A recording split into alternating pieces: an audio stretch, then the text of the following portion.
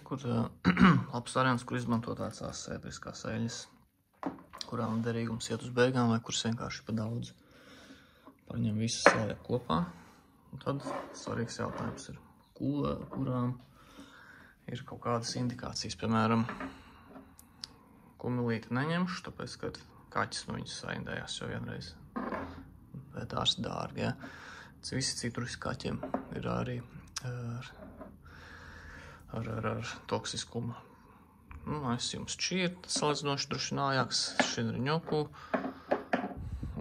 Forest Breeze uztaisīšu iekšā. Principā vienīgais drošais, ko es izlasīju, ir Tulsi, kurš īstenībā nebija iesākts, bet labi. Tur ir iekšā uz ūdens bāzes man smažiņa, kā to atsvaidzinātu tādu izmantot. Vienkārši visu samaisu iekšā, sapilinu.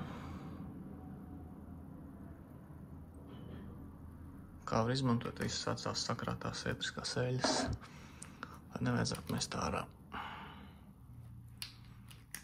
Tas, kas toksiskāk kaķiem, to mazāk.